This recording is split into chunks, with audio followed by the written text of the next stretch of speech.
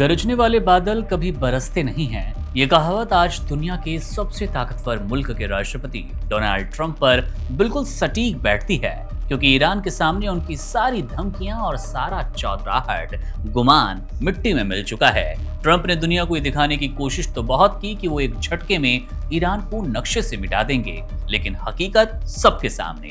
हकीकत ये कि आज ट्रंप खुद अपनी और परायों के बीच बुरी तरह घिर गए। अयतुल्ला खामेनी से पंगा लेना ट्रंप को इतना भारी पड़ेगा, इसका अंदाजा शायद उन्हें व्हाइट हाउस की कुर्सी पर बैठते वक्त बिल्कुल नहीं था, और अमेरिका से तो इस अंदाजे की कोई खबर मिलना या फिर समझ पाना बहुत मुश्किल है। आज स्थिति यह है कि ट्रंप के रडार पर ईरान जरूर है, लेकिन उनकी उंगली ट्रिगर दबाने से पहले 100 बार कांप रही है। इस खौफनाक पूरे मंजर की, इस खौफ की सबसे बड़ी वजह है मुस्लिम दीवार, जो कि अचानक ईरान के हक में खड़ी हो चुकी है। ट्रंप को उम्मीद थी कि सऊदी अरब, यूएई, कतर जैसे देश उनके एक इशारे पर ईरान के खिलाफ जंग के मैदान पर कूद पड़ेंगे, मैदान में उतर जाएंगे, लेकिन पासा पूरी तरह से पलट चुका है। सऊदी अरब ने दो टूक लहजे में कह दिया कि उसकी जमीन और उसके आसमान का इस्तेमाल ईरान पर किसी भी हमले के लिए नहीं होगा। ये ट्रंप के मुंह पर वो करारा तमाचा है जिसने अमेरिका की सैन्य रणनीतियों की धज्जियां उड़ा दी। तुर्की और कतर जैसे देशों का ईरान के साथ खड़ा होना ये बताता है कि मिडिल ईस्ट अब अमेरिका की जागीर तो बिल्कुल नहीं रहा है। नमस्कार, मेरा नाम है मुकुंद और आप देखना शुरू कर चुके हैं वन इंडिया का स्पेशल न्यूज बुलेटिन देश दिन भर। ट्रंप की घेराबंदी सिर्फ बाहर से नहीं बल्कि उनके अपने विरोधाभासों में भी साफ नजर आ रही है। एक तरफ ट्रंप अपनी जनता से वादा करते हैं कि वे अमेरिकी सैनिकों को वापस घर लाएंगे और सीरिया, इराक जैसे देशों से अपनी सेना हटा रहे हैं। वहीं दूसरी ओर वे ईरान के खिलाफ एक ऐसा मोर्चा खोलने की बात कर रहे हैं जो कि अमेरिका को अगले 50 सालों तक युद्ध की आग में झोंक देगा। ट्रंप के रक्षा मंत्री पीट हेगसेथ भले ही कहते हैं कि सेना तैयार है, लेकिन वे ये बताना भूल गए कि बिना क्षेत्रीय सहयोग के ईरान जैसे पहाड़ी और सैन्य रूप से मजबूत देश पर हमला करना कितना आत्मघाती मिशन साबित होगा। खामनेई ने ट्रंप की हर धमकी का जवाब जिस बेबाकी से दिया, उसने ट्रंप के अहंकार को गहरी चोट पहुंचाई। ईरान ने साफ कर दिया कि वे अब परमाणु समझौते पर भी कोई ऐसी शर्त नहीं मानेगा जो उसकी संप्रभुता को ठेस पहुंचाए। ईरान की सेना और उसके जनरल मोहम्मद अकरमीनिया ने तो यहां तक कह दिया कि ट्रंप को ट्वीट करने का मौका भी नहीं मिलेगा और उससे पहले ही मिडिल ईस्ट में मौजूद हर अमेरिकी बेस शमशान में तब्दील हो जाएगा। अब इस पूरे ड्रामे में इजराइल के हालात सबसे ज्यादा नाजुक हैं, सबसे ज्यादा पतली नजर आ रही है। प्रधानमंत्री बेंजामिन नेतन्याहू यरूशलेम के बंकरों में बैठकर गोपनीय बैठकें तो कर रहे हैं, लेकिन उनके चेहरे की हवाइयां उड़ी है। उन्हें साफ पता है कि अगर ट्रंप ने जोश में आकर होश खोया और ईरान पर हमला कर दिया तो ईरान का पहला निशाना वाशिंगटन नहीं बल्कि तेल अवीव होगा। इजराइल को डर है कि ईरान की मिसाइलें मिनटों में उसके वजूद को खतरे में डाल देगी। वहीं दूसरी ओर रशिया और चीन ने अपनी बिसात बिछा दी। रूस ने चेतावनी दी कि ईरान पर हमला पूरी दुनिया के लिए तबाही का पैगाम होगा। ट्रंप आज उस मूड पर है जहां वे ना तो पीछे हट पाएंगे और ना ही आगे बढ़ने की हिम्मत जुटा पाएंगे। सेना वापस बुलाने का उनका फैसला उनकी कमजोरी की तरह देखा जा रहा है, जिससे ईरान का हौसला और अधिक बढ़ गया। अयतुल्ला खामनेई जानते हैं कि ट्रंप सिर्फ दबाव बनाने के लिए राजनीति कर रहे हैं, इसलिए उन्होंने झुकने से तो साफ इनकार कर दिया। मुस्लिम देशों का ये नया गठजोड़, जिसमें कि सऊदी अरबिया ईरान के बीच की कड़वाहट को कम होता दिखा रहा है, साफ तौर पर एक नई दोस्ती की बिसात बिछाता दिख रहा है। ट्रंप के लिए सबसे बड़ा नाइटमेयर, बुरा सपना ये साबित हो रहा है कि जून 2025 में हुए हमलों ने ईरान को डराया नहीं बल्कि और भी ज्यादा चौकन्ना और आक्रामक बना दिया। आज ट्रंप के पास विकल्प कम, चुनौतियां ज्यादा है। क्या ट्रंप वाकई युद्ध का जोखिम ले पाएंगे या फिर हमेशा की तरह अपनी हार को एक डील का नाम देकर पीछे खिसक लेंगे? फिलहाल तो ऐसा लग रहा है कि खामनेई के अडिग इरादों ने ट्रंप की मैक्सिमम प्रेशर वाली नीति को मैक्सिमम फेलियर में बदल दिया।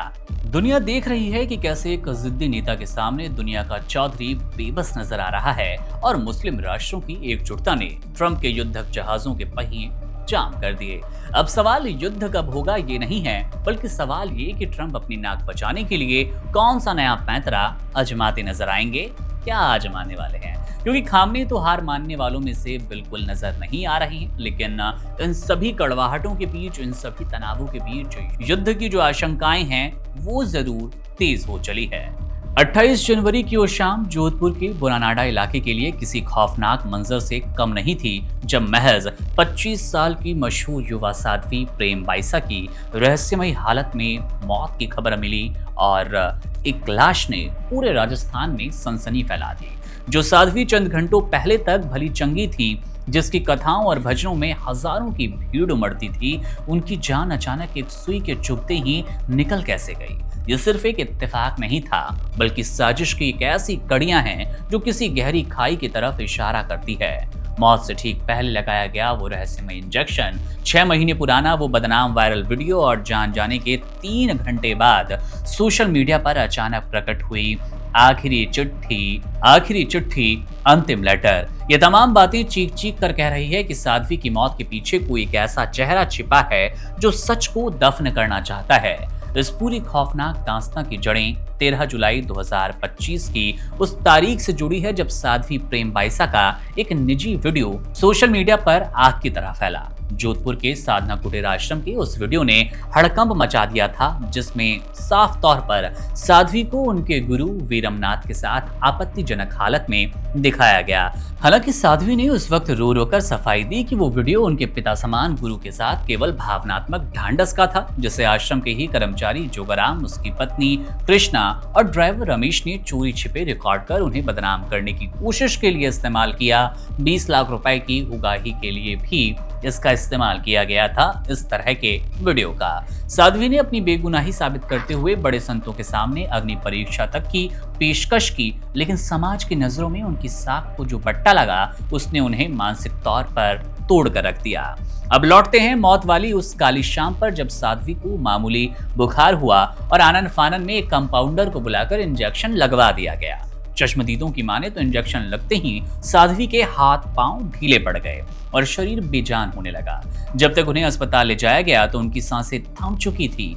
अभी पुलिस उस संदिग्ध इंजेक्शन की गुत्थी सुलझा रही है कि रात के 9:30 बजे साध्वी के इंस्टाग्राम अकाउंट से एक पोस्ट ने सबको दहला दिया। एक पोस्ट ने सबको सोचने पर मजबूर किया कि ये क्या चमत्कार है। सवाल ये कि साध्वी शाम 5:30 बजे दम तोड़ चुकी थी और उन्होंने मौत के 3 घंटे बाद अपना एक आखिरी लेटर, अपनी चिट्ठी कैसे पोस्ट की?